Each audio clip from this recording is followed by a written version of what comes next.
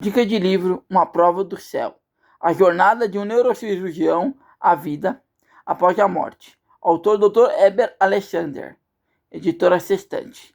O livro narra a história de um defensor da ciência e da lógica, o neurocirurgião Dr. Heber Alexander, portanto um ateu, que tem 25 anos de experiência na área de cirurgias, comas, e que já tendo ouvido vários relatos de pacientes que passaram pela EQM, que é relatos de experiência de morrer e voltar à vida, mostrando que há vida após a morte. Obviamente, como cientista cético, ele usava todo o seu conhecimento sobre mente, cérebro, consciência e corpo para dizer que isso era fruto de sonhos e delírios por conta do monte de remédio que quem está em coma toma, e respeitava a visão que os pacientes relatavam, mas por conta de estudos que validavam a visão que eles diziam ter.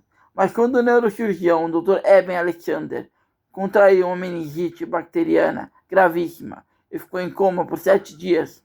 Segundo os médicos, a chance dele voltar à vida era quase nula. Mas nesse tempo de coma no UTI, o Dr. Eben teve uma experiência espiritual que mudou tudo o modo de pensar dele. Ele percebeu que existe uma vida após morte e relata nesse livro sua experiência começando pelo núcleo do universo, um lugar completamente escuro, com alguns poucos raios de luz. Depois ele entra em uma espécie de portal, onde tem supostamente anjos celestiais, cantando uma linda melodia giratória.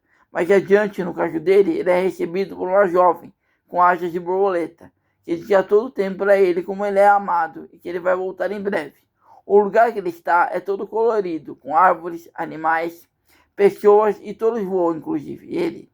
Até ele se encontra com Orion, que é assim que os cientistas chamam Deus. Ele ensina a ele sobre o amor ágape e faz isso com muita doçura, bondade. E, logicamente, Deus tem características físicas humanas, segundo o relato do doutor. A menina se despede dele e diz para ele que ainda não é hora de partir.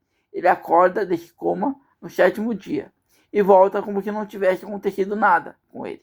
Claro que por conta do coma, ele tem que fazer fisioterapia e aos poucos, depois de 2 meses, começa a voltar à memória e a vida completamente normal. E nesse momento, ele resolve escrever o relato sobre a possível vida após a morte, porque ele lembra em detalhes como foi, e também o encontro com Deus e com esta menina, que foi o anjo protetor dele lá no céu. Antes de eu falar mais um pouco dos desdobramentos dessa vida após morte, que ele teve durante 7 dias, para lhes contar um pouco da vida pessoal de Dr. Eben Alexander. Ele mora no estado da Virgínia, tem 2 filhos, uma esposa, 4 irmãos e uma mãe, já bem velhinha, que quando teve o coma estava com 57 anos. Era um dos grandes cirurgiões na área de neurocirurgia. Era paraquedista experiente. Era completamente cético em relação à religião. Achava que a fé e a ciência não podiam andar juntas. Além de comandar esta área em um hospital, também era professor de universidade e palestrante. Além, quando tinha meses de idade, seus pais o adotaram, porque os pais genéticos eram muito novinhos e não tinha condição de criar, e colocaram ele em lar adotivo. Ele tinha vontade de conhecer a família genética. Era uma dor de certa rejeição que ficou na alma dele. Ele teve alguns desdobramentos no livro surpreendentes, mas que não dá para contar, que não estraga a surpresa do livro. O livro do doutor, além de relatar as experiências de pós-morte, que eu já comentei com vocês, também faz um relato comovente da família do médico e todo o sofrimento que eles passaram durante esses 7 dias de UTI e coma e do medo da perda, já que falavam que a meningite bacteriana era quase impossível que ele sobrevivesse. Só um milagre. O relato de tudo isso é detalhado e comovente. Este milagre aconteceu, já que ele é o autor do livro. Então não é nem spoiler. Com essa experiência, ele foi curado na saúde do espiritual e no emocional. E 3 coisas que ele descobriu com essa experiência. 1. Existe vida após morte. O texto é comovente. 2. Que fé e ciência podem existir de forma pacífica e ser complementar. 3. Que a consciência, quando você está em coma, continua ativa e funcionando. E guarda tudo na memória. Às vezes, ficando inconsciente, mas está lá.